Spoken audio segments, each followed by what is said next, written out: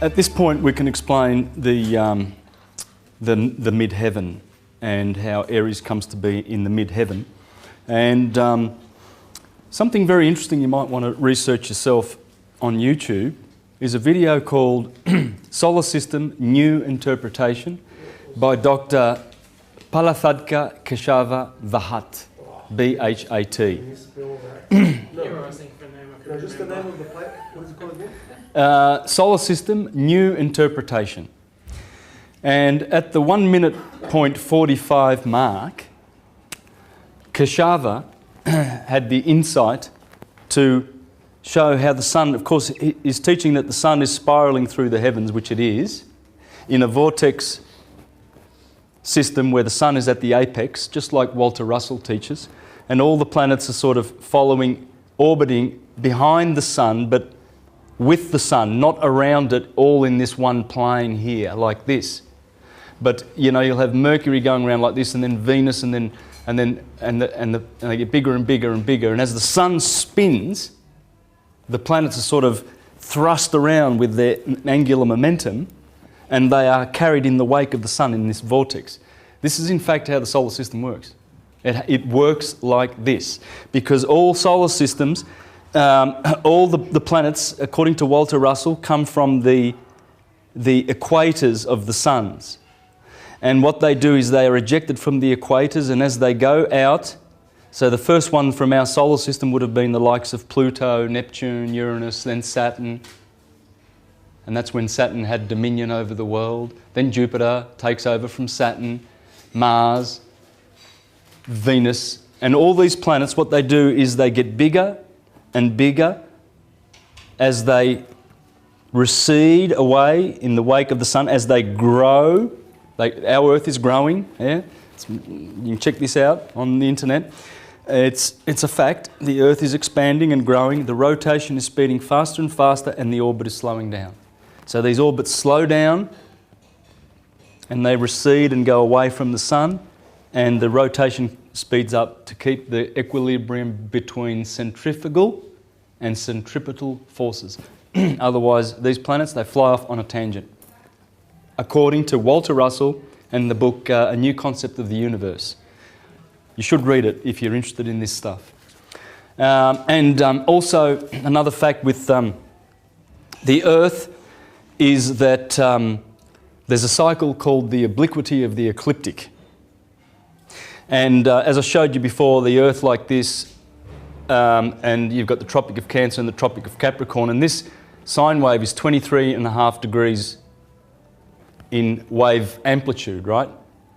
Because the tilt of the Earth is at 23.5 degrees. Well, that tilt is not fixed. It goes around and around and around.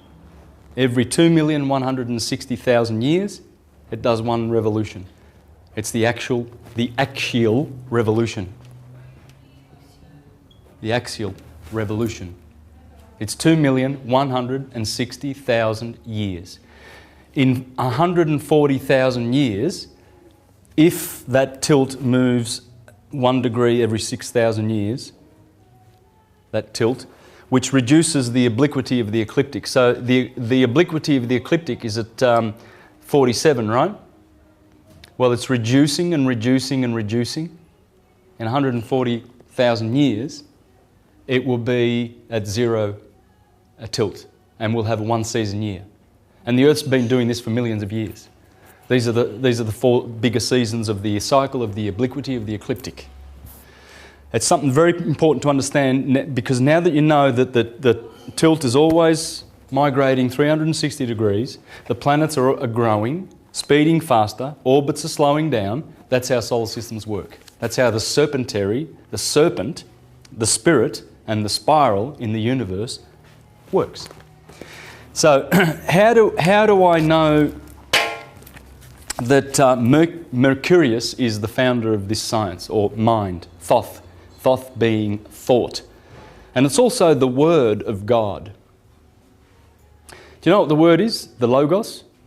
Well, in the brain, in Aries, is the nous, the thinker. Taurus controls the mouth, the logos, the word, the speaker. And Gemini, the Holy Spirit, Father, Son and the Holy Spirit, is air, spirit, It's a spirit sign. So you've got, you can see it there. Fire, spirit, earth, the logos where the mouth is, and there's the twins of Gemini are the lungs, right? So it's to do with spirit. Well, that's nous, logos, and pneuma, the Father, the Son, and the Holy Spirit. Thought, speech, and action. The action comes in with the arms. When you build a house, you build them with your hands. And the Holy Spirit is considered to be the active force of the universe. So that's where thought, speech and action, which is what the philosopher improves in his life, is occurring. In the first quadrant of the zodiac, nous, logos, pneuma, the Father, the Son and the Holy Spirit. So he says here, we propose, this is Firmicus Maternus in Mathesius, the 8 books. This is the most incredible, insightful work on astrology you will ever read. It's amazing. And this is, I'm going to read from this, where he explains that the ancients of Hermes gave us this science and told us that Aries is the mid-heaven. It's the universal birth chart. So we will always universally have Aries in the head, and that will be the heaven. So this is the heaven, this is the Midgard, the middle garden. The Scandinavians call it the Midgard. And the infernal regions are, in fact, the heavens. Can you see, if we put Aries there, can you see the head of the man? Adam Kadmon. There's the neck and the throat. There's the heart chakra, solar plexus. This is Sodom and Gomorrah. Sodom, the bottom chakra, is right down the bottom where sodomy happens. See, that's why they, well, I'm not saying, what I'm saying is that's Sodom and Gomorrah. Because Sodom and Gomorrah is down in the hell. This is hell. The Midgard, heaven. Because of course it is heaven. The Pleiades are there. It's all there. It's all on cue. You can't make any of this up. In the first place, my dear Lollianus, we must be aware that God, the Creator, copying nature, has made man in the image of the universe. Remember that Aries is the mid-heaven. A mixture of 4 elements: fire, water, air and earth, so that a well-proportioned combination might produce the living being as a divine imitation. With his divine skill, he so composed man that the whole force, he's not talking about theocratic God here that, you know, makes man out of dust, literally. He's talking about the patterns, the invisible patterns that create matter. Patterns come from patterns and matter. That's the God he's talking about, matter. The deist creator, not the theist, theocratic God who intervenes and is so concerned in our affairs that he has to meddle in them. This is the creator. See, pattern is Father, Pater Noster, our Father, the patterns, invisible, spirit, working on matter, our mother. Okay, it's not hard stuff. This is how when you do your etymology and your ontology and your epistemology, big words I know, but check those words out and you know, and work out this, then you know. You're not going to be fooled. You're not going to be thinking that matter is evil and mother and the female is evil. You won't be doing that. You won't be reduced to these pathetic, stupid behaviours of churchgoers that do that. And they put women on one side of the congregation with their covers over their head because they're indecent somehow to God. It's funny, isn't it? God. That's the theocratic God. That's the one you run away from, guys. You slave for that one, but you serve the Hermetic God because all is serving. I serve. Ichdein. With his divine skill, he so composed man that the whole force and essence of the elements is collected in that small body. In this way, he prepared a lodging for the divine spirit which descends from the heavenly soul to maintain the mortal body. Remember the seven heavens? We descend and we get more vestments and more obstructions to our path back. The gods, they clothe us with stuff and they make us forget what we were. But then when we start remembering, we climb back up and our consciousness lifts. That's what it's all about. And unity consciousness is here. Division is sub-heart chakra. This spirit, though fragile, is nevertheless a likeness of the spirit of the universe. Thus man, like a tiny universe, is sustained by the everlasting fiery movement of the 5 planets and the sun and moon.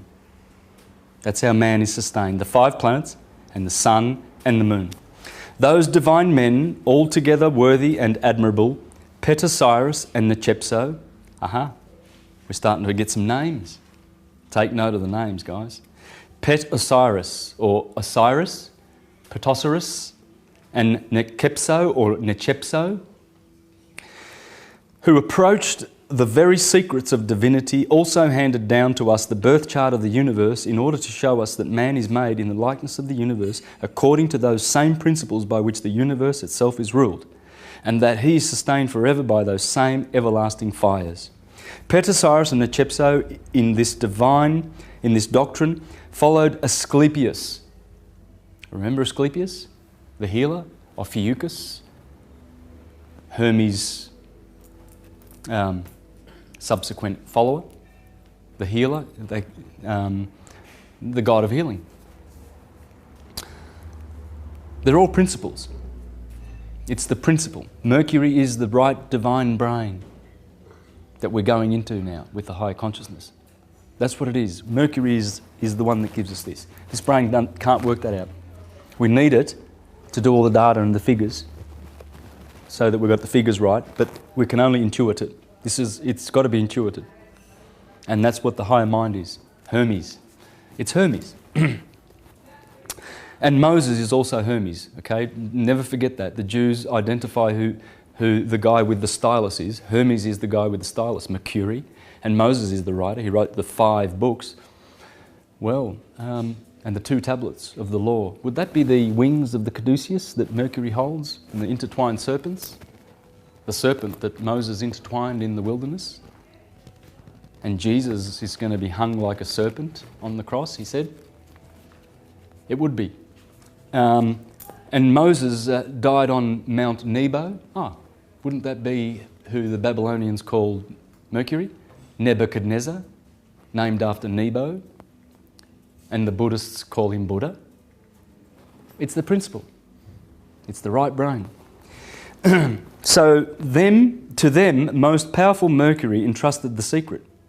They set up the birth chart of the universe as follows. The sun in the 15th degree of Leo, the moon in the 15th degree of Cancer, etc. I'm going to miss that because I'm not going to be able to get through this. By this, they wish to prove that the fates of men are arranged in accordance with this birth chart. On the chart, just as is related in the book of Asclepius, which is called Myriogeniasis. Then he goes on to explain, Saturn is number 1, then Jupiter, and then as I've done, I've shown the order of the 7. They have a specific order in accord to their hierarchical position. So Saturn gets top. He's the top because he takes 29.5 years to go around in his orbit. Therefore, he's the boss because Jupiter takes 12, Mars takes 2, the Sun is, well, it's 1 year, that's why it goes in the middle. And then Venus is 225 days, and then Mercury's 88 days, and the Moon is 28. So the Moon's at the bottom, she's the Alpha, and Saturn is the Omega. The Alpha and the Omega. And they are the 7 vowels of creation. A, E, I, O, U. The 7 vowels. Take note because we think there are 5. There are not. There's 2 E's and there's 2 O's. You've got A and E, and you've got O and O. A, E, I, O, U. And that is the alpha and the omega, the creative sound. And the Indians reduce that to Aum. And they bring it down into the lower to energize the lower chakras. Aum is, guess who? The Amen. In Egypt they say Aum, and then they give you the name En, because the sun is En. The sun is on. Because when the on comes up here from the Piscean darkness every morning at 6 a.m, when the sun comes up out of the waters of Pisces, Mary, the sea, the on, you turn the light on, and he's the one. See, in Egypt, the city of On was the city of the sun, Heliopolis. And when you turn on the light, that's the one, because the sun is the one. That's why his name is Sol. Solo. And the moon would be Mono. So, you see the N. Solamun means the sun, and Amun. And it's the hidden one. Amun means the hidden one. Now, why would it be hidden? Well, it's hidden because you got to. Have you ever noticed this? Where would the hidden one be hiding in the alphabet, I wonder? The Amun. Amun means hidden, and Christ is the hidden one. Can you see the word Christ in the alphabet? It's hiding right there. It doesn't matter what vowel you put in the middle of that. It doesn't matter. Crest. In fact, Suetonius and Tacitus call Christ Crestus. So crest, Christ, it doesn't matter. In Japan they call it Kiri.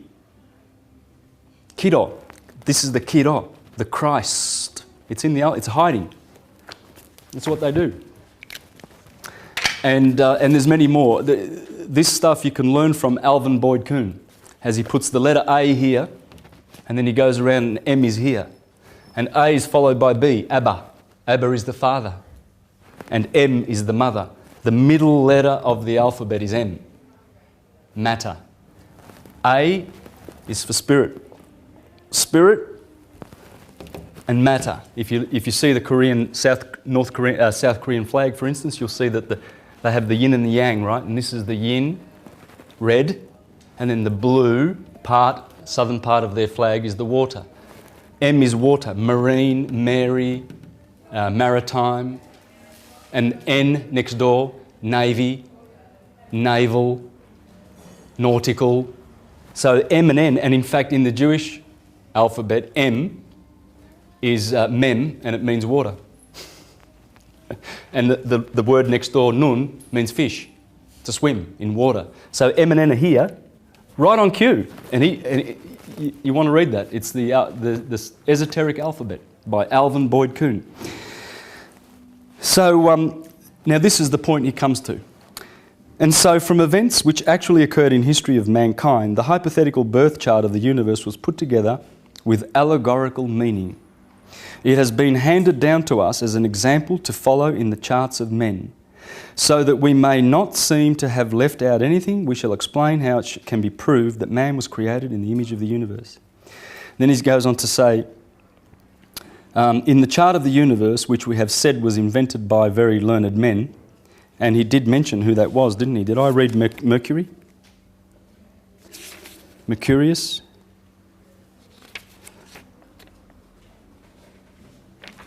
Necepso and Petasiris and Asclepius we got. Oh, and Hanubius is here too. Hanubius. Oh, here it is. To them, most powerful Mercury entrusted the secret. I did read that. Okay? To Asclepius, Hanubius, Petasiris, Pythagoras, Plato, because in the Prisca Theologia, the lineage goes from Hermes, the first, and then Orpheus, Asclepius, Agliothemus, Philolaus, Pythagoras, and the last one of the great divine line is the divine Plato. And then came the Neoplatonists, with Porphyry, Plutarch, Plotinus, Iamblichus, Ammonius Saccas, and then we come all the way to guys like Manly P. Hall in the modern era. And through the Renaissance we had Peacock, we had Giordano Bruno. These were all Hermetic. They were teaching, in fact it was Marsilio Ficino, the Hermetist who translated Hermes. He was the one that spoke first and reminded mankind of the Prisca Theologia. They spoke of it all the time, and they tried to bring mankind back in that Renaissance time into the beautiful learning of the Hermetic ways. Hermes ruled the Renaissance, and Hermes ruled the founding of the Constitutional Republic of the United States of America. They were Hermetists. Thomas Paine clearly said in his book Age of Reason, the sun is a parody on, the Christians have Jesus and replace him as, it's a parody on the sun and nature's cycles. He exposed it there, that the sun was this Jesus Christ with his 12 disciples.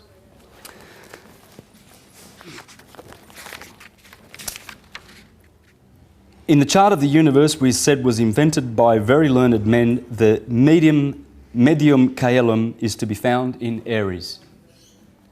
That's the point. Finally, I've arrived. See? First of all, he's just revealed in this third book that where the science comes from, and he's named names and named the antiquity of this science and how carefully these priests devoted themselves to this art. And then he names where they said that Aries is always in the mid-heaven. So we are placed appropriately. Our Pisces water feet touch the earth. Our Aries fire head is in the air. Okay? Earth, fire and air are masculine, and water and earth, the feet are always touching the earth. Like a magnet, should be. Everything's right. It's all how it should be and on cue. This is because frequently, or rather always, in all charts, the medium heaven holds the principal place. The principal place always belongs to Aries because he, in Greek, is called Krios, the head. And the Jews and the Arabs call this the head. Aries, the Lamb of God.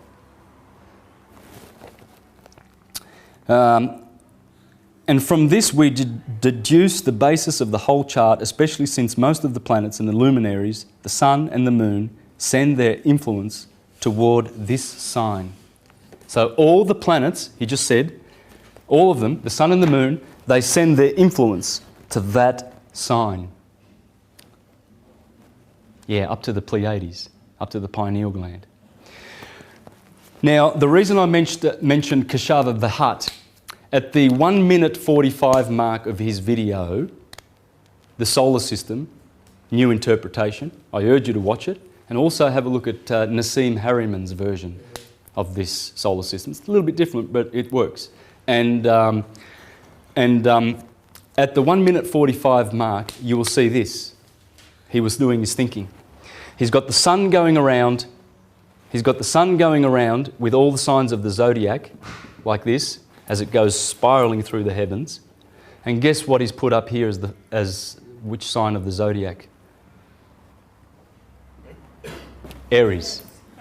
Take note of that video. Have a look at it. And please meditate on this and understand what that means. Always we have this. And remember, we discussed that this is a cycle of waxing. This is a semi-cycle of waning. And this one is of polarity. Okay, this one is doing is a cycle of, equilibrium and giving a polarity, a certain polarity. Heat, cold, day, night. Okay? So you see how the two spheres are divided. Light and day, they're two different forces, and then you've got the process of waxing and waning. When you understand this, and the moon's doing the same thing, and so are the planets. Right? But they're always just, they never, ever come to the same place before 4,320,000 years have gone by. 4,320,000 years. Manly P. Hall divulges that figure in his audio files on Astrotheology. There are 5 of them on the internet you can download. But there are other sources, and it's basically double the axial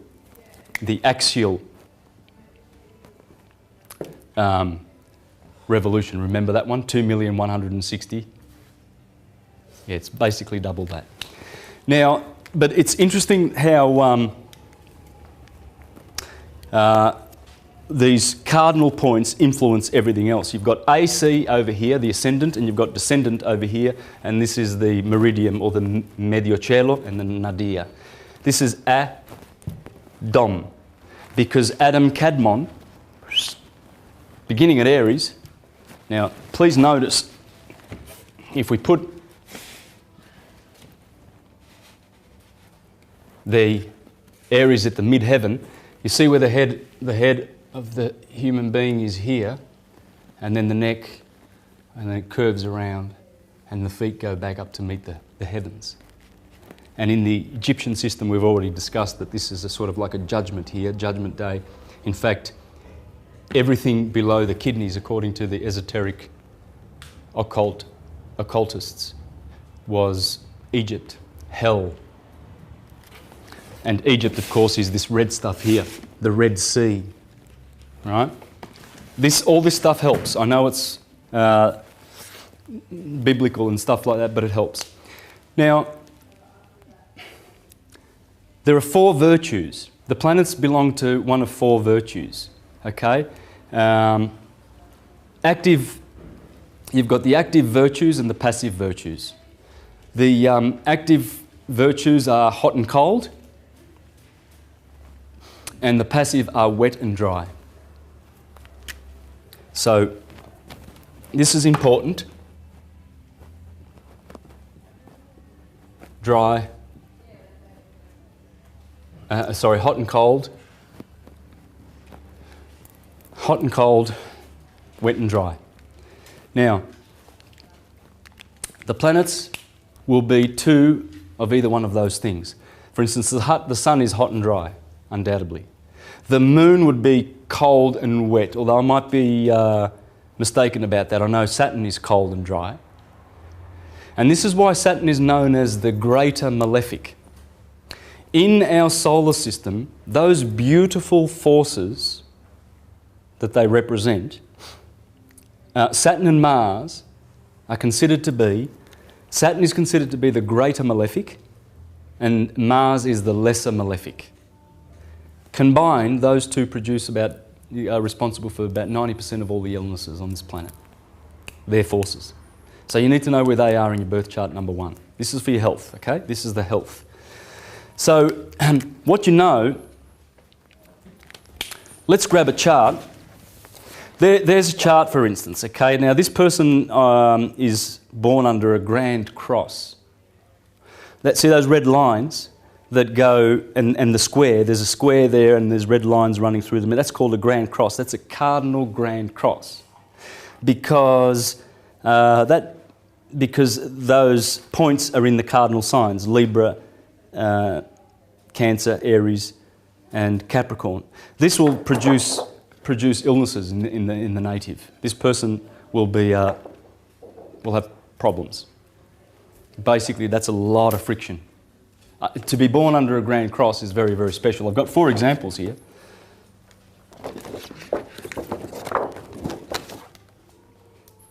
It's a grand cross. Grand cross.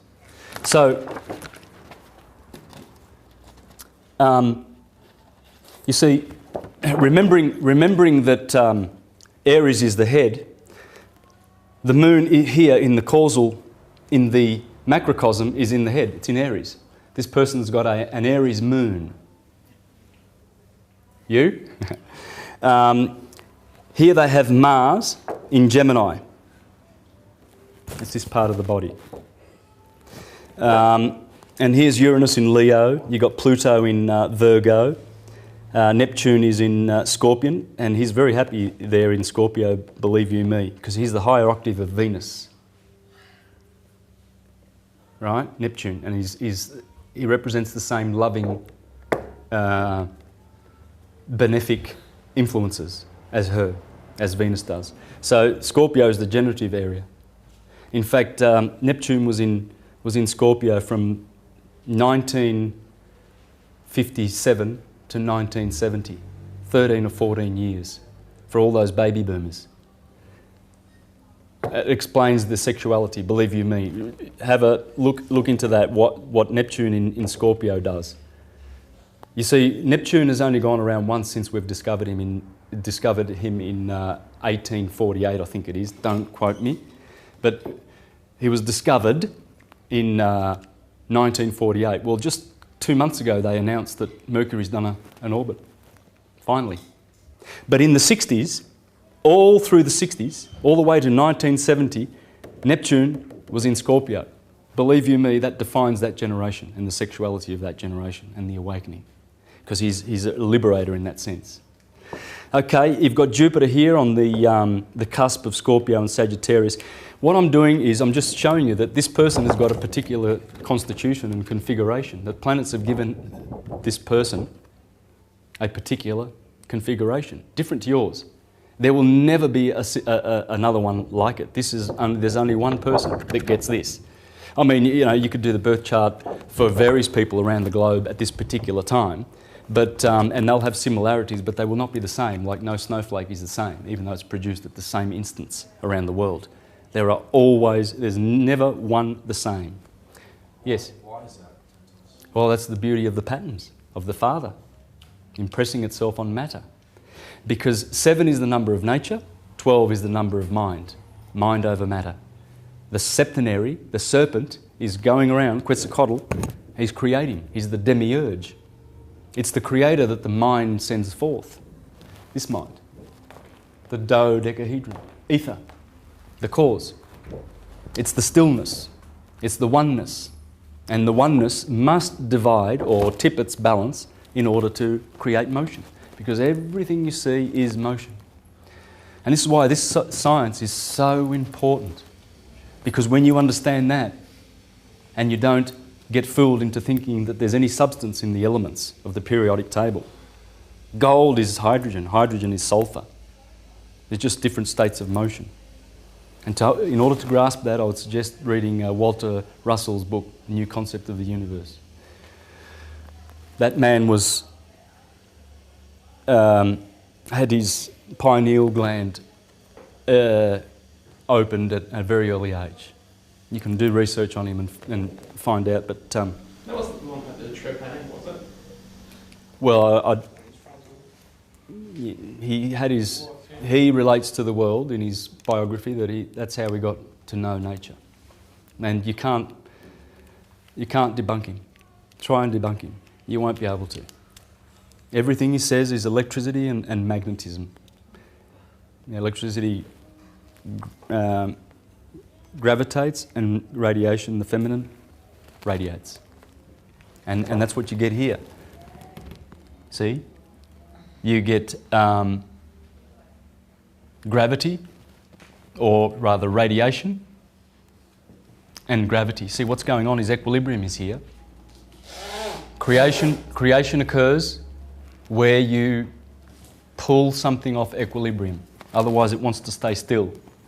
This is stillness. In order to, and it's oneness, and it's the universe. And in order to make the duality below sub-ether, it produces electrical effects, the suns, the father fountains. And they are responsible for everything that exists materially. And this is how it happens. We have, in this cycle, we have in the sine wave, the sin wave, we have the serpent. The 7.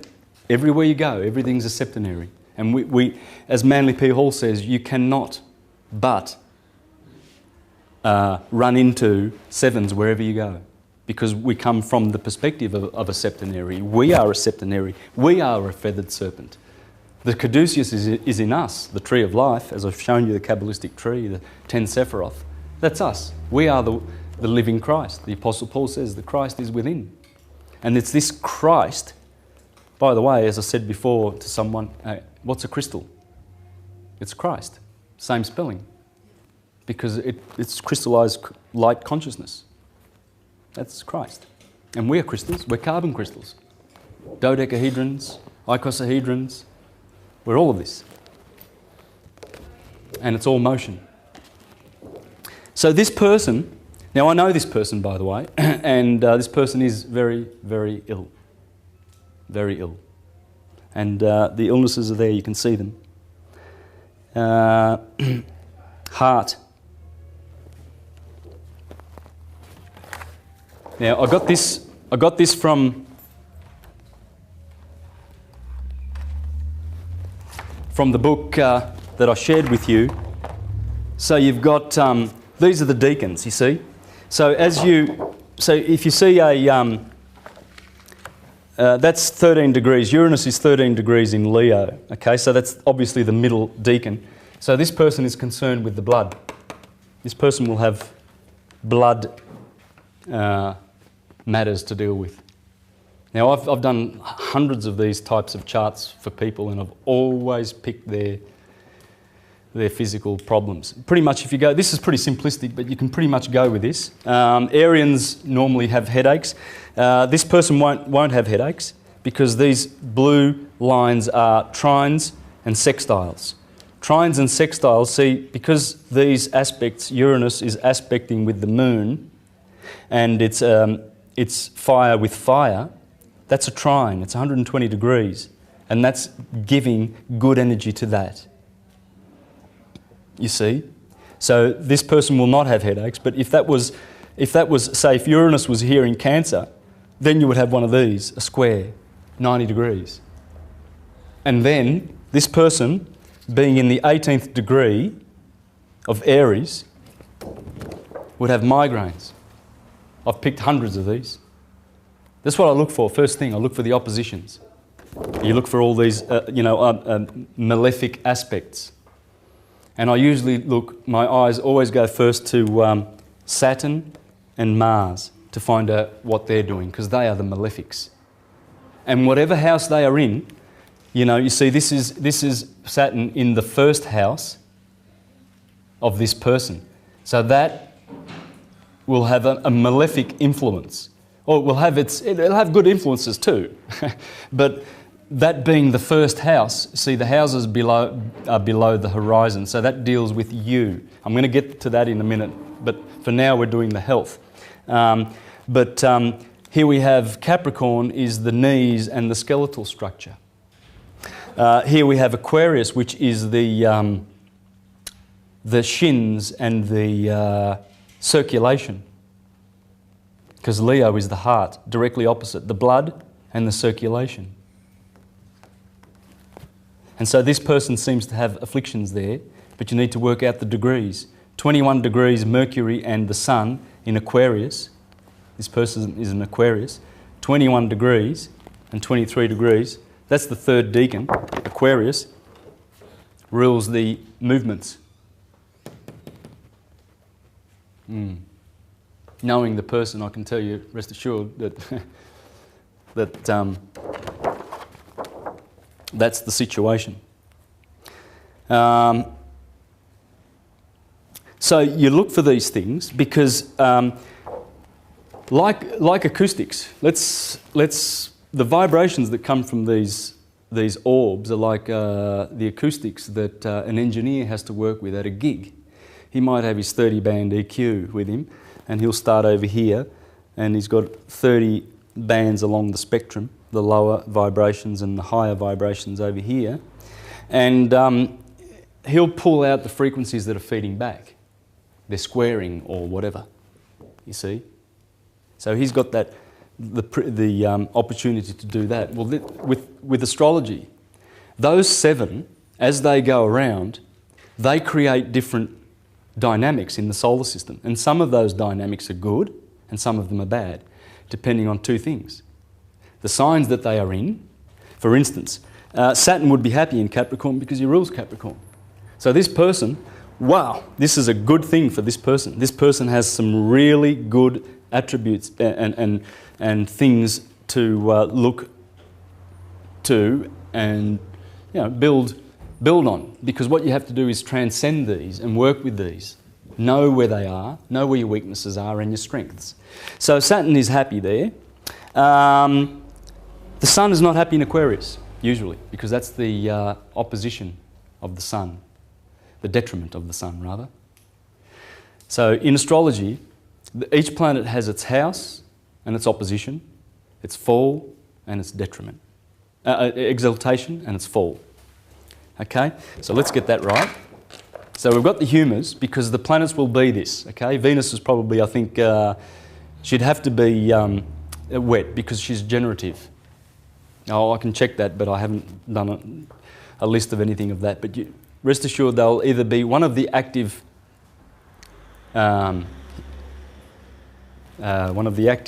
virtues, or one of the passive virtues. Okay, so you've got the house of a planet and its detriment. You've got the exaltation and the fall. Now, it's quite easy to understand how this works. It's interesting that the sun exalts in Aries. Why would it exalt in Aries? Any idea? Now that you know the science? Because it's hot and dry, and so is Mars, maybe? Yep, Mars and Aries being cardinal fire. Yeah, but there's another reason. Remember what we said about equilibrium and the polarity of light and darkness, right? And then, of course, remember what we said about waxing and waning. This is the point where the sun exalts, because finally, here he has been in Aquarius. He is opposite Leo, and that's where the sun rules. Sun rules over here, ruling house. That's the detriment of the sun. So as the sun goes through the detriment, oh boy, longer nights, shorter days. Finally, on the 21st of March, it reaches that point. That's exaltation. This is the fall of the sun, Libra. The sun falls because, remember, this is 6 p.m. God damn, when the sun goes down at sunset, it's fallen.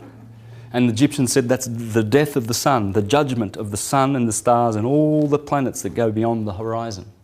The west is the death. So, you see, it exalts there, it rules here, has detriment there, it must have detriment there, and it must fall here. Well, the planets are doing that too. So you look for those things in your chart. So let's have a look at some examples of this then. Here we have a Piscean, but just on the cusp. So it's very, very strong to be on the cusp of two signs. Yeah. Yes. Okay. So March the 21st is when Aries begins. So the first 10 days, the first decan of Aries, we could call that top part of the head, that will be ruled by Mars, because Mars is in Aries. So the first decan gets to be there. These people are very martial, all the way to the 31st of March.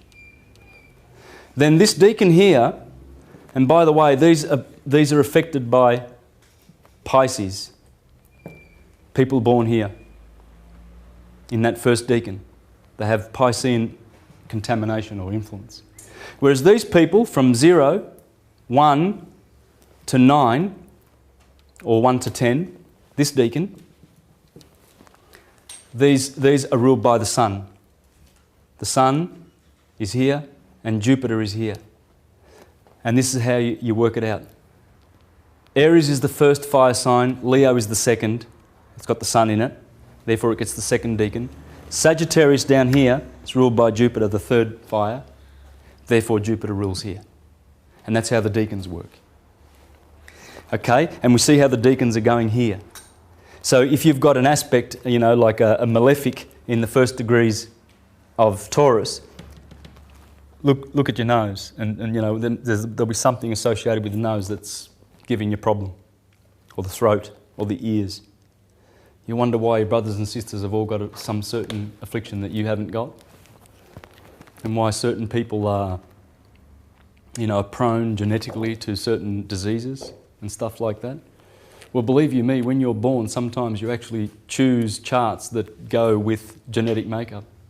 There's a lot to this.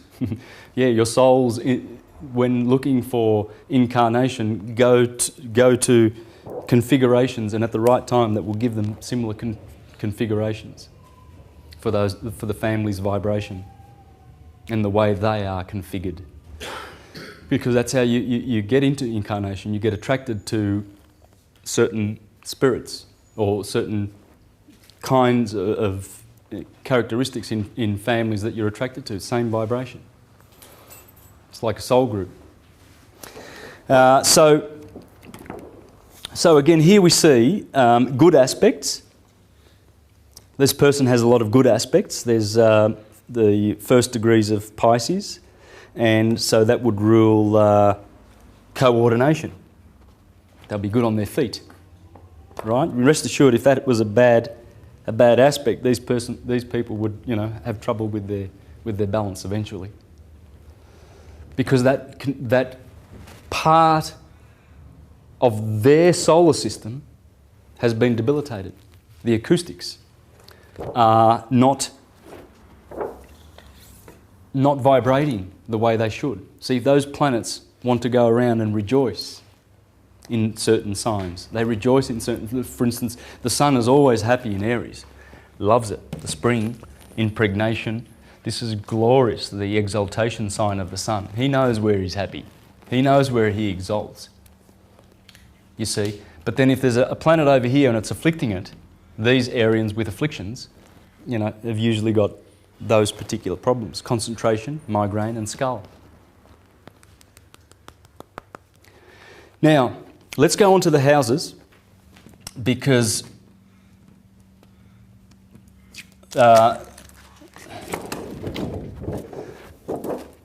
these things, like the journeying of the planets through the signs, are what is creating, according to Marcus Manilius, different people of all kinds. And there is no one alike that are born under these configurations. Every 4,320,000 years, they go back to their alignments. You see, the last time that all the planets aligned in one sign, those 7, was in Aries. It happened in Aries, according to Manly P. Hall. And the next time it will happen in 2 of the same signs removed. It'll happen in Sagittarius. Now, with the houses, and I do recommend this book. This is brilliant, by Deborah Holding. Okay? The houses. I'd love to read portions of this. It's magnificent work. I'm really enjoying it. But with the houses, let's have a look at how they work. Now, the first house, I'll just run through what the houses mean. The first one has to do with life. House 2 is income, wealth, and fortune. 3, neighbours and brothers. Home for the 4th, parents, property.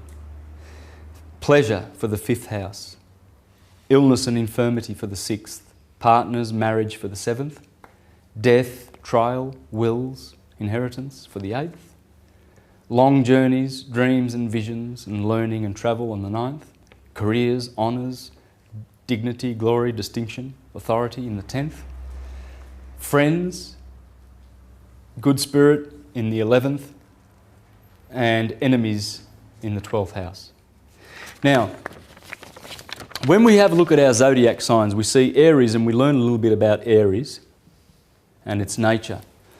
Its motto is I am. So it's concerned with its isness. Yeah? And Taurus is I have. Taurus. And Gemini is I think. Cancer is I feel. Is anyone going to help me with this one? Leo is I desire, doesn't it? Okay. So there they are. Let's take note of those. We've got I am, I have, I think, I feel, I will. I will. Mercury and Virgo is I analyse. Well, that makes sense if you know Virgos. Venus and the scales, I balance. Scorpio, I desire. Sagittarius, I see. It has to do with the eyes, Sagittarius. In fact, that's one-eyed. According to Marcus Manilius, this guy has an affliction in one eye. The centaur, I see. Saturn, I use. In Capricorn. In Aquarius, I know. And Jupiter, I believe. Let's have a look at if the houses actually correspond with these.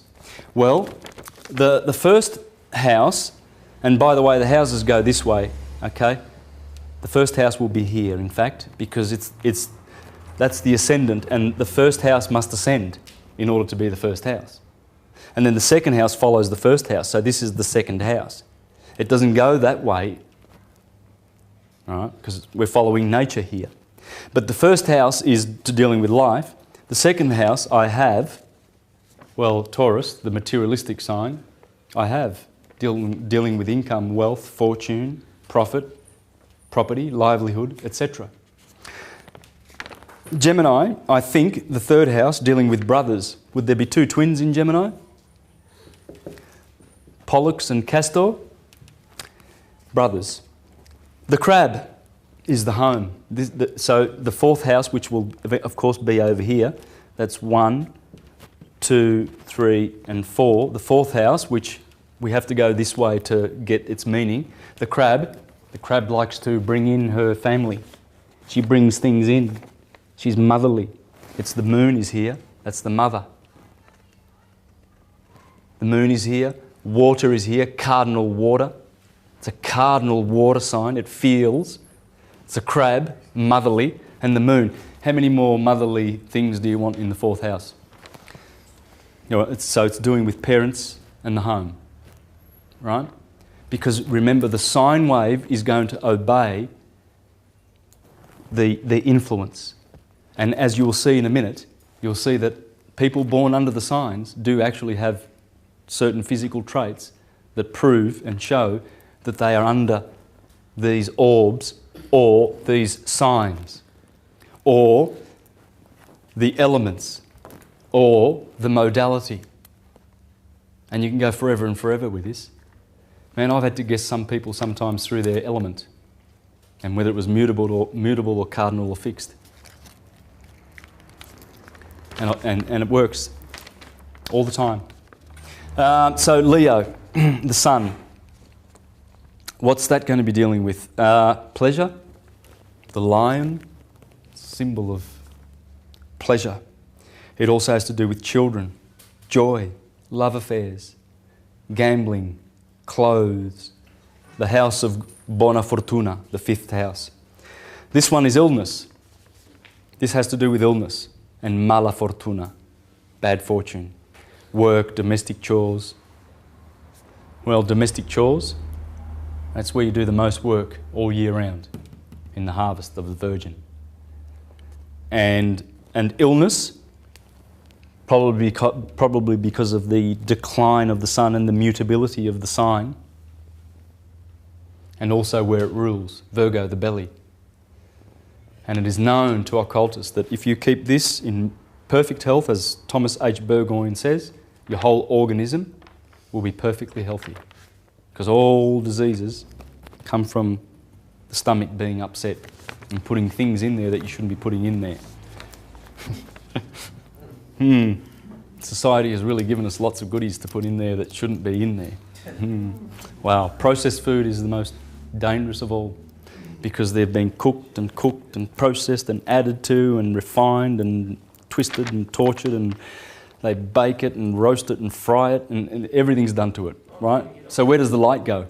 Taking the nature out of We it. can even get the Project Alimentarius if we wanted to. Yeah. Okay. So are you getting this? You see, what I'm giving you is the tools so you can go fishing, not fish. I'm not just giving you facts. I'm showing you how to work out the houses and think for yourself. The first sign must be, the ascendant is Aries, because it is there. That's where it is. This lives here. This is how it is, and you do not change it. Never will change. Aries is always going to be the mid-heaven, and it's always going to be the top of your head. You can't put the fish here. The fish swim in water, and the brain needs electricity. See, that is electricity. Okay, let's do this. Electricity, magnetism. Chemical energy, kinetic energy. Now you're getting it. And I'd like to thank Johan for that. Check out pateo.nl for some good information which harmonises. He's a guy in Holland who's done some research, and it's good research. I hope I'm not doing the wrong pateo.nl. And he explains these fours. He's good with the fours, believe you me, with the elements fire, air, earth and water, and a lot of this science just perfectly harmonises with this. So you're working it out yourself. Obviously this must have to do with you, the first house. This must have to do with your fortunes. This has to do with your brothers, because the brothers are there, the mother's there. Has to do with your parents and mother and family. And this has got to be pleasure. Summer. Midsummer, pleasure. The sun is in his glory in Leo. The dog days are here. They start here. You know, July 4th with Sirius in behind the sun, because they said, the ancients, that when Sirius conjuncts the sun, that's the dog days. And because of her electric forces, remember what we talked about before, how much influence she has on our solar system. Well, when she's behind the sun in the dog days, the little dog, Canis Major, Sirius, she's cooking us. And so this is pleasure. All right, the sixth house, sickness, illness, the stomach and Virgo and mutability. Partners. You, individual, just you. Your partner, opposite. Check out the opposites. There's a relationship. Short trips, Sagittarius, long trips. Anyway, there's many more, but I'll keep going. Virgo, so Libra. How about this one? This makes sense. What's the eighth house? Death. Scorpio. Generation. That's the testes or the ovaries. That's what Scorpio rules. So when man and woman, husband and wife come together to reproduce, they give death. They don't give life in the Hermetic wisdom, don't they? So it's the house of death. That's Scorpio, but it's not, you know, death is life. The philosopher knows that when you die, you live. We come from spirit into matter for a, you know, in the sine wave, in the spiral of time for a short period, and then we disappear back to where we came. There's no more body. It's in the grave, in the tomb, is it not? Scorpio has to do with that death also, because when the sun goes through that sign, which it is in now, what is it, the 6th of November, we're right in the heart of Scorpion energy, man. Fixed water, very emotional, generation, death and life, deep esoteric sign. These people make good priests. Yeah, they do. They go, their nature, this Mars with fixed water and Scorpio, because the serpent is here too, and the eagle. They have that eagle. I'll show you in a minute. I've got some photos of Scorpios, and you see they all have beaks, bird beaks. This is not, I'm not making it up. I see Scorpios all the time. I see that bird beak. I see the bird. I go, oh, this is a Scorpio. Yeah, there's a Scorpio coming. You can see it. You can see the canine in Aries. You can see the feline in Leos. The bovine, the equine, you can see it. If you can't see it, you're not looking for it. So this house is, as I said, long trips. And by the way, remember I said short trips over here? Well, in the Mediterranean, most boats were called Pollux and Castor. In fact, the Apostle Paul took a boat from Malta to Pozzuoli, I think, near Naples, on a boat called Pollux and Castor, because Pollux is Paul, the Apostle Paul. There's many hints as to Paul being Apollo, the sun, and that's one of the hints in the Bible. And there's many others. I mean, he had an affliction in the eye. Well, opposite Gemini is long trip, Sagittarius. Remember, Sagittarius is the one-eyed. And the Apostle Paul has an affliction in the eye. And that's a fact. You can read the Bible, it's in there. Paul, Apollo, Pollux. So this is how you've got to think. When you start putting all these various bits of data together, then the whole piece just comes together. Everything connects. There is nothing that does not connect. Are you seeing that? Are you appreciating that aspect of this? Yeah, nothing's sort of wedged in and it sort of doesn't fit. It all flows, all of it. And it must, if it's a perfect science and if it's going to do us any good. Why would Hermes give us? I mean, and Hermes, you've got to remember, is the guy who, as I said at the start, these guys, the indigenous wisdom keepers, they know how long Hermes has been around for. And they know that those guys were much more conscious and smarter than we are now. And there's one symbol of that to remind us. The Cheops. The Great Pyramid. Let's call it the Great Pyramid because Cheops didn't build it. And these guys tell the truth about this 50 or 60,000 year history of Egypt. And that's what the tour we're going to do. We visit all pre-dynastic sites and explain them. Yosef, the son of Abdel Hakim. All right, so this wisdom that was devised there in Egypt, like they wouldn't have botched it up. There's no way. This priesthood was, they didn't botch up the pyramid. It's perfect. The greatness, engineers go there and they just can't comprehend. Most of the average person goes there and goes, oh, that's just a bunch of rocks. Let's go to McDonald's. They see it as like, it doesn't look good, you see, because in the 12th century, the Arabs needed rocks. Sorry, the Great Pyramid does not have a top. They needed...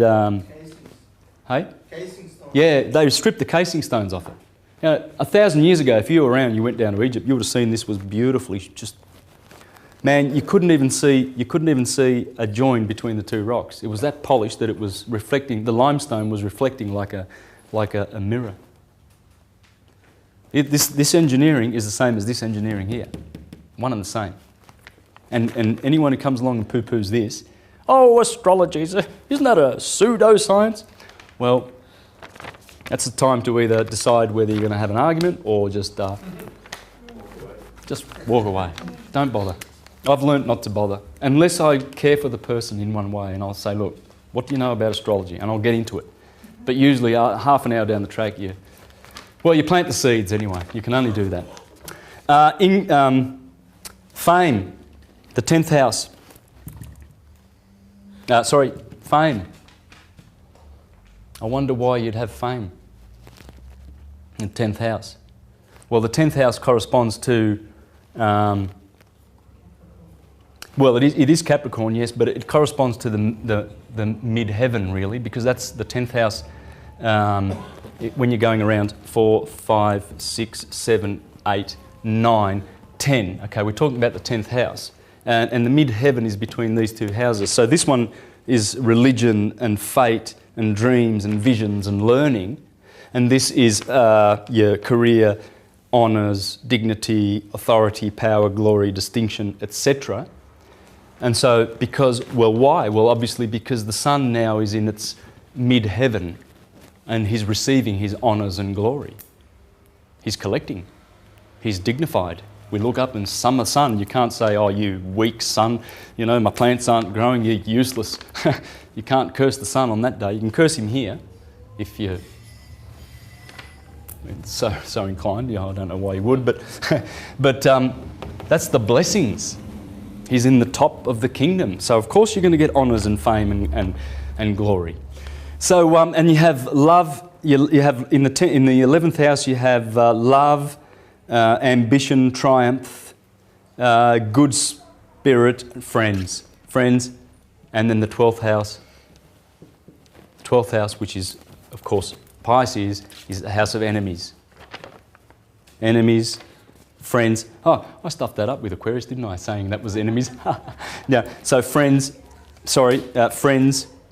But of course, I went around back that way. You understand why this is the first house below the ascendant, because it has to come up. It's coming up, and therefore it's the first house, and it has those attributes. It has to do with you. It's your ascendant. It's going to give you your skeletal structure. And we're going to have a look at that now. We're going to see how important the ascendant is in the way you look. So when you know your ascendant, it defines you. This sign coming up, the first sign, the first house, is about you, your life. Then as the sun goes around this beautiful curve, then it relaxes in the energy of Taurus.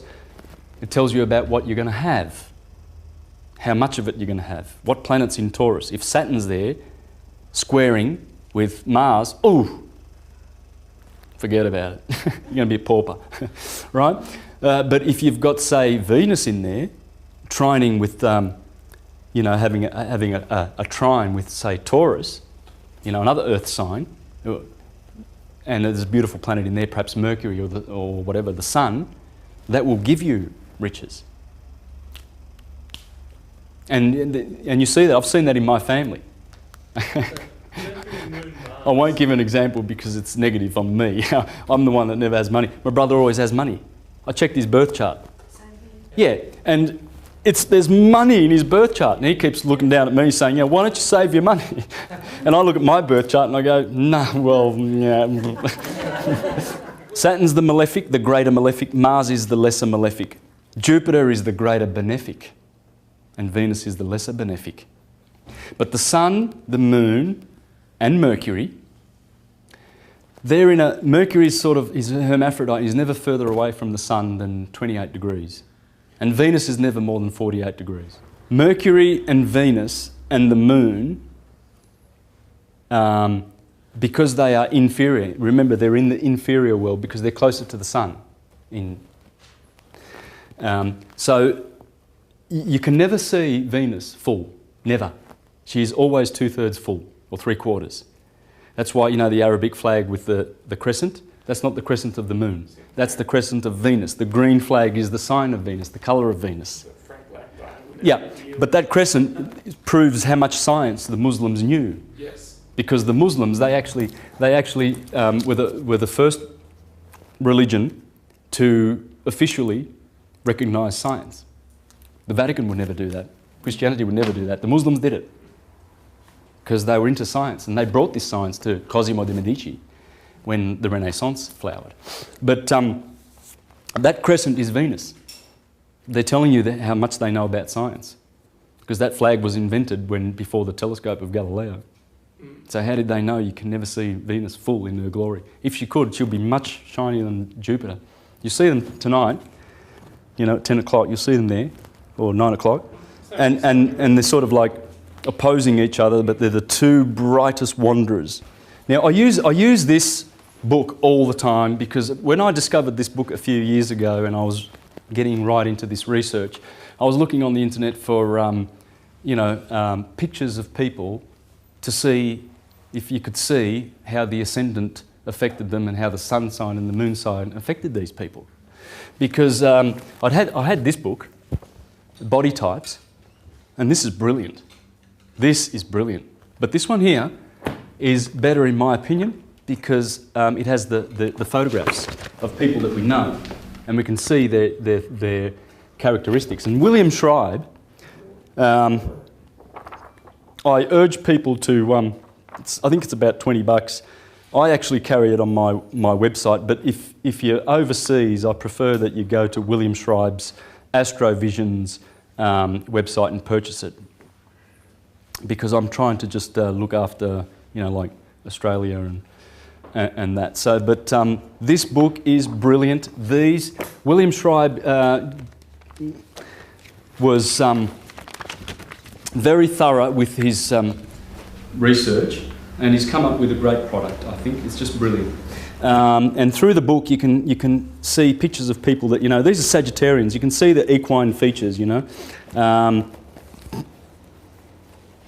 Jupiter rules, they're jovial. Jupiter is, remember, the greater benefic. Jupiter is beneficent.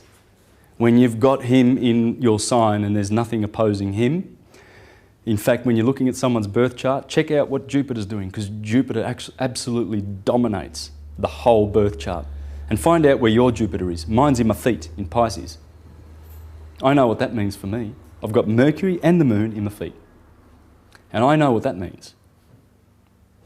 So if you look at the Adam Kadmon, you see that that's there, right, in Pisces. And my Sun is in the head. Mars is in Leo. I've got Mars in Leo. I know why, because Mars is bitter. Mars rules all the bitter. And remind me, please, to share some wisdom from Al-Biruni about the planets and what they rule. For instance, Mars rules all your bitter foods, everything that's bitter. Saturn, everything that's sour. Jupiter, when you're having sweet watermelon, you thank Jupiter, because it's Jupiter's rays that produce that sweetness.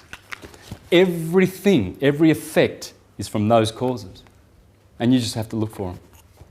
And you have to know what's in your constitution, where your sun is, where your moon is, what aspects are there, what's debilitating you, why are you sick. And once you do, then you can have crystals. You can have crystals set up so that around your body, wherever you need, so that they can add energy, either positive or take away negative energy from that particular sign. You see people, why do people wear blue gemstones around their neck? They try to keep, because this is the blue chakra. You see, and it helps with the voice. Sagittarius, I mean, you can see, I've done this before. Let's contrast Sagittarius with Scorpio, shall we? Look at the bird beak. Can you see a bird beak there? So it's the eagle, isn't it? Yeah. Yes. These are the bird people. You can see it, and they're not so, I mean, your Sagittarians are clearly, that's Jupiter, that's Mars. Remember, he's the greater benefic and he's the lesser malefic. Right? So can you see the malefic influences here when you're sort of, not that these people are not as happy as these people, it's not about that. But you can just see that Mars is in there, the bird, and you can see the fiery scorpion, the eyes. You can see that focus, their eyes, the intensity and stuff like that. You look for that certain thing. Here's what William Schreiber has to say about these people. He says, in the middle of the fall season, the darkness of night noticeably dominates over the day. The leaves have fallen from the trees, the grass has turned to brown, and life force has entered a state of dormancy. It is so obvious that nature's resources are now limited. Remember, we're talking about the fall, huh? We're talking about... And it's interesting, another thing that I forgot to mention before, see where the fall of the sun is? Well, that's where autumn begins, at the fall. I didn't put it there. They always said that Libra was the fall, and the fall of the sun, autumn, is beginning here. Okay? These things are very, very precious when you start putting them together like that. Why was that Mars and not Pluto in this? Pluto is also there. Pluto is also in Scorpio, but we just deal with the original 7 planets in Hermetic wisdom because they are the active septenary force, and the others are sort of like on another octave, but also influence in a very similar way. So they should be considered, yes, and factored into it, yes. As I've done, I'm going with the Western School of Hermes in all of this. And that also, there are 48 constellations, whereas today there are 88. Okay, so they've added constellations to here, so they've filled in the spots and they've put other little constellations in here, but these are the original 48. When the sun goes through that ecliptic and those deacons go through also, everything happens on cue. I'm going to do a presentation on this soon. And I'm just going to deal with this and show you how Perseus slaying Medusa is here, where you wake up in the morning in the fiery Aries, and that fire smashes all the starlit night. And the stars flee when the sun comes up in Aries at 6 a.m. every morning, and Perseus is there to strike Medusa. Just like Samson kills his 1,000 with an ox jaw, a bone of an ox. You know, he didn't just go around killing people because he was a man of God. You see, Christians tell these stories, churchgoers tell these stories to their children, these grotesque stories, and expect them to believe them literally, and they do, and it horrifies them. Little do they tell them that it's happening in the stars, for goodness sakes. There it is. There's Samson, you know, and he's got his club. It's Perseus killing Medusa, the starlit night. And then it's all on cue. I mean, all right, here's a Regulus. See that star in Leo? Regulus. That's one of the 4 bright stars of the fixed signs. Regulus is here. Antares is in Scorpio, the red star, Antares, right on cue where the generation happens. Regulus in Arabic, according to these guys, is the Messiah. So when we enter the age of Aquarius, opposite is Leo, is it not? So the vernal equinox over here and the autumnal equinox will no longer be where they have been for 2,000 years. Once Aquarius starts and Aquarius sits on the equinox and splits the day on the 21st of March, Aquarius goes there. Opposite is Leo. Right? So Regulus rises from Virgo. We've been in Pisces and Virgo, right? We've been in Pisces and Virgo, and we've gone through the stomach, Virgo, through the lower chakras. We're being pulled up. And then when the equinox lines up with Leo, there's the Messiah. Of course the Messiah is coming in the sky. And there are other ways I can give you another 10 ways that the Messiah is here. See, in here there are 7 heroes. Perseus, Ophiuchus, Orion, Bootes, Cephas, Auriga, and anyway, there's one more. There are 7, okay? And their positions, those 7, they are the Christ that are coming, because they're always coming. Remember the 4 horsemen of the apocalypse, right? I showed you the white one, the white lamb, it's always on this equinox. The green one, because it rules green, the pale horseman of the apocalypse. The red horseman's over here because it introduces the red. And the black is here, Osiris, the dark one, Saturn, black. The colour of Saturn is black, unmistakably. Like the colour of green is Venus. And how do I know that? Well, let's have a listen to Al-Biruni, shall we? Saturn, Jews and those who dress in black. That's why they celebrate the Sabbath on Saturn Day, when they wear black. Well, it tells you. This is 1,000 years ago, right? Christians, Jupiter. Christians, those who dressed in white. Yeah, because Christians are from the Church of Jupiter. Mars, idolaters, wine-bibbers, dressed in red. Idolaters.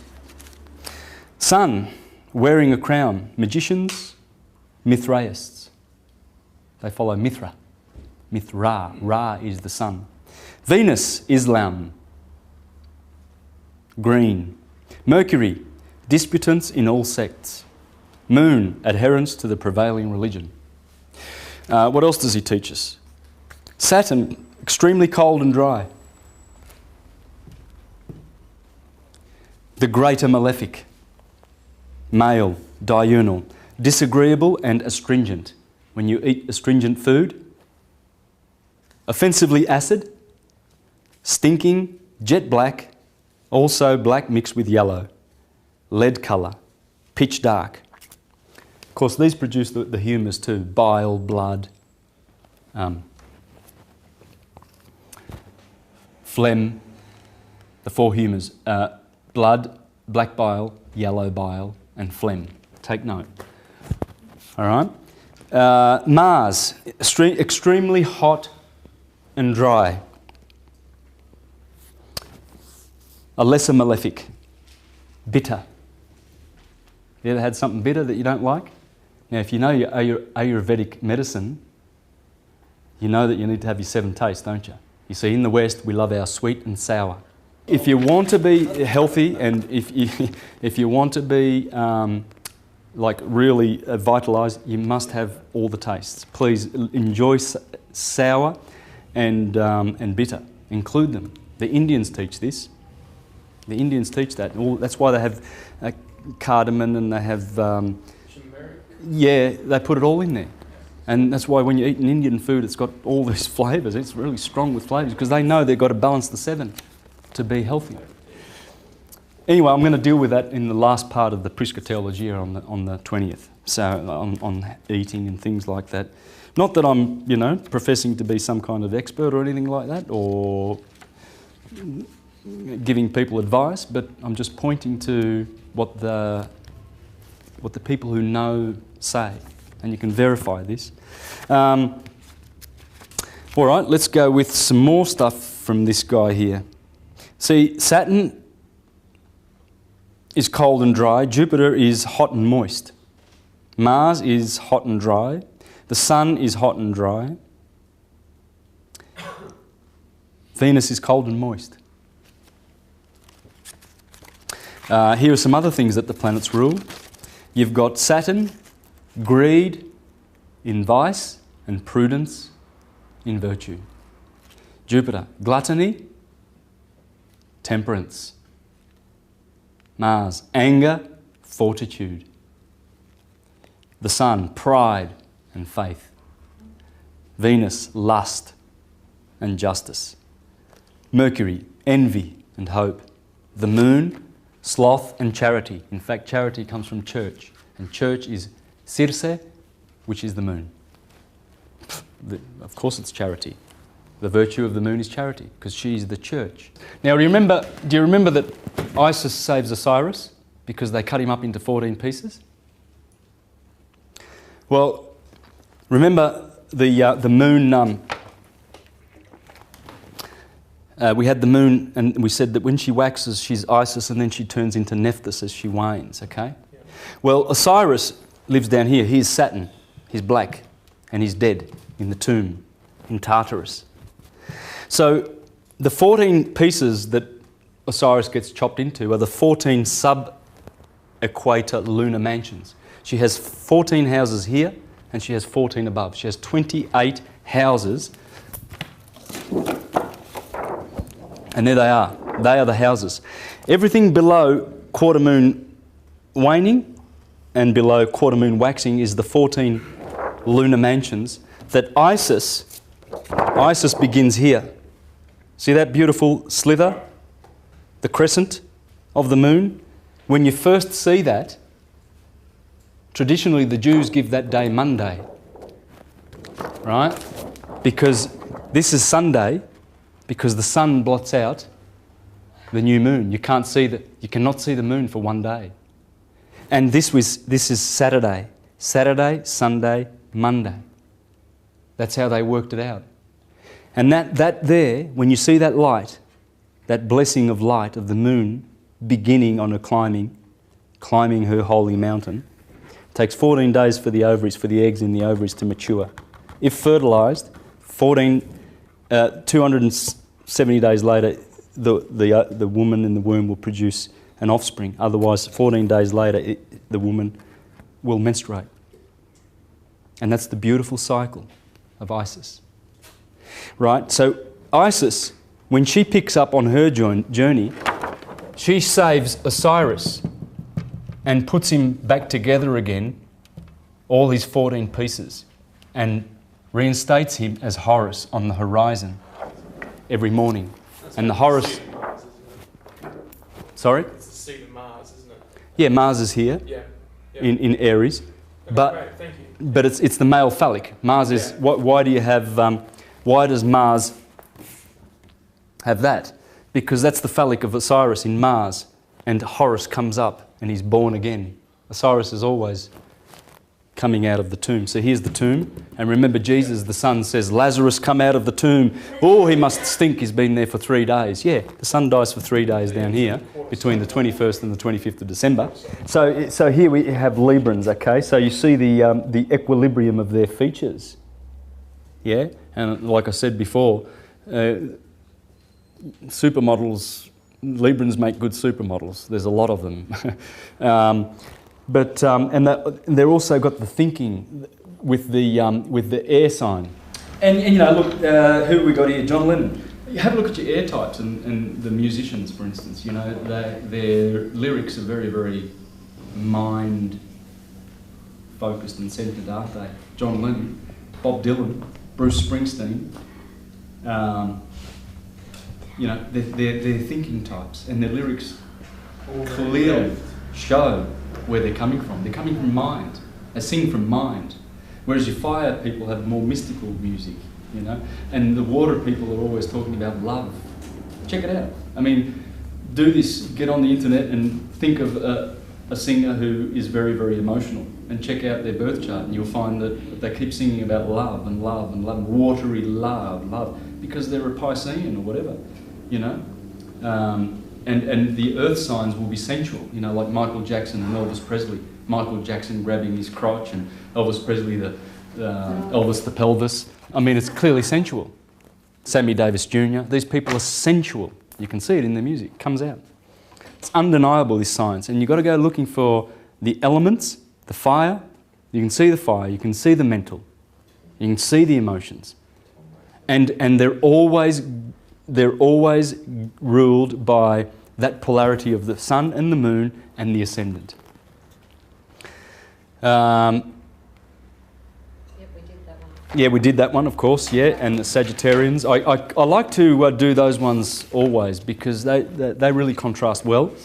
Your Virgos, you'll have a, you know, like a twisted features and stuff like that. Twisted? Yeah, you have sort of like your Geminis and anyone ruled with Mercury, because Mercury rules Virgo. You know, you probably have an eye going one way and an eye going another way. Check it out, your Geminis. You can see they've got like a skewed facial features, they're called, in this book. Let's have a look at this. So Gemini and Virgo, this applies to. Yeah, because they're ruled by Mercury. It's good when you can think like this, you can understand, you know. You're Sagittarian.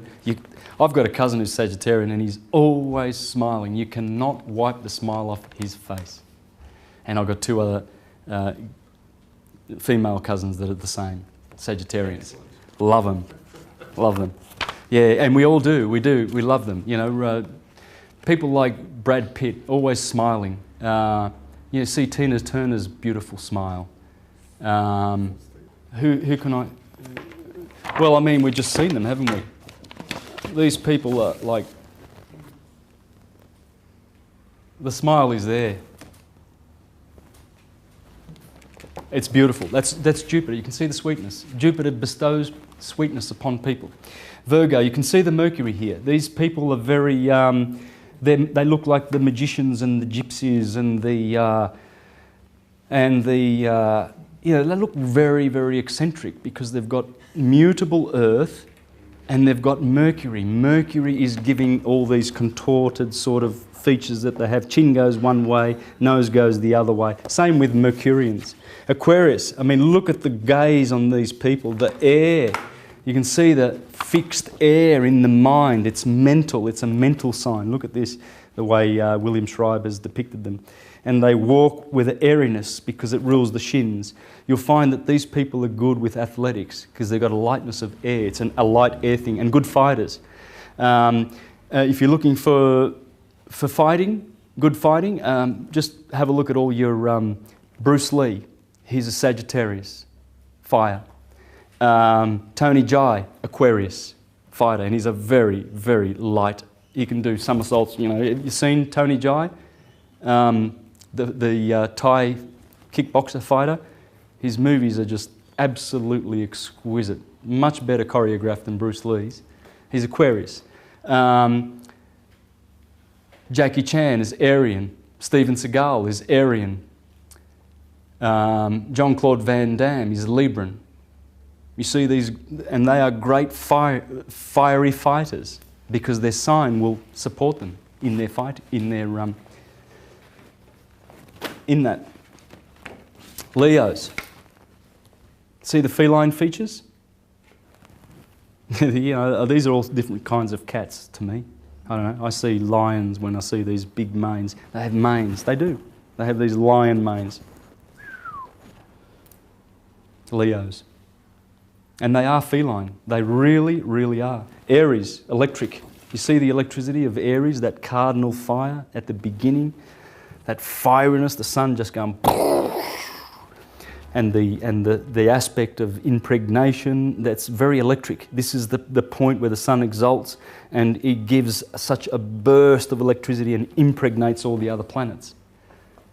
Because that's what they are. You see, the planets are like particles to an atom, which is the sun, electric, and they are magnetic. And as they go around, the sun is always impregnating them. And see, these people have got that clear, that flower, blossom, spring energy, electric. So what we've learnt in the astrological part of the Prisca Theologia is we've learnt the fundamentals of the physics that underpin this science. Okay, you can see the natural cycles in there. You can see what the electric sun is doing with its beautiful light and darkness, waxing and waning, and how it affects these cardinal points, these four horsemen of the apocalypse as they go around, how they affect the various kinds of people, with the planets interchanging their admixtures of different influences, and we have all these different people that come from the different positions, as Marcus Manilius says. No two are alike, and no fortunes are the same. And so why do we give importance to astrology? Because astrology is the science of as above, so below. The correspondences are all there.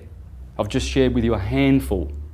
I mean, I can go on and on and on. There are so many stories to tell here, and I will do it eventually, you know, if Providence gives me the opportunity to make some more presentations, perhaps with graphics on film and whatnot. But everything is in here. That's the above, and this is what Hermes taught us. The right mind taught us this when we were more conscious. And obviously we are suffering from the effects of the Dark Ages, loss of consciousness, and as we awaken in these days, which we are, because the sun, the spiralling sun, is taking us to greener pastures. There is no point where the sun meets here on the 21st of March every year.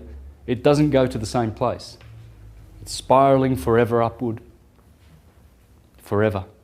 It never comes to this point at the same place. Remember, the sine wave is there because it's telling you about linear time. As it goes forward, it goes cyclically, not like a wheel. A wheel goes back into itself. This is a cycle which continues in its nature and behaviour, but does never come back to the same place. So we're always growing with this. The feathered serpent, our solar system, we just have to trust that that feathered serpent takes us to greener pastures. In fact, the minds tell us that it will. Because on the 21st of December 2012, and I've explained this on other videos where this galactic alignment is going to occur, then shall start newer influences and different influences that like we've not seen for a long time since our awakening, because we are awakening.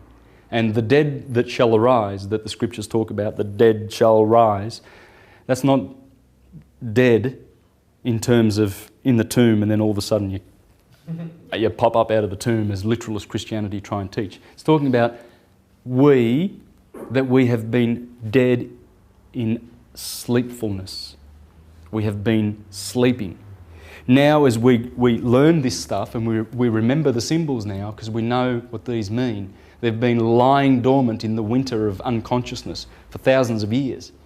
And the Romans went destroying the temples of Egypt and defacing their monuments and the hieroglyphs that they didn't understand. And the Christians, you know, they destroyed the Mediterranean's cultural, spiritual, hermetic heritage. Alexandria, the library was burnt. Israel, in Jerusalem, the temple, the initiates there was destroyed. Carthage, she snuffed out all the lights so that she could rule in a fictional world for thousands of years. Now as we awaken and we reclaim our dominion, this science is essential. Astrology is the science of as above, so below. And it is the beginning of understanding who you are. When you realise that you are this, and you look up and you go, twinkle, twinkle, little star, how I wonder what you are. You know what the stars are. They're fountains of life. They are atoms, atoms. And they all have different glory. There's no star that is alike in the universe. Just like there's no other creature that is alike. Not a star. All of their polarities are different and all of their natures are different. They are all different. Study this one. Aries in Scorpio and see how different they are. And then you'll understand where our influences and our destinies lie. We are young stars and we are returning to the stars. Thank you.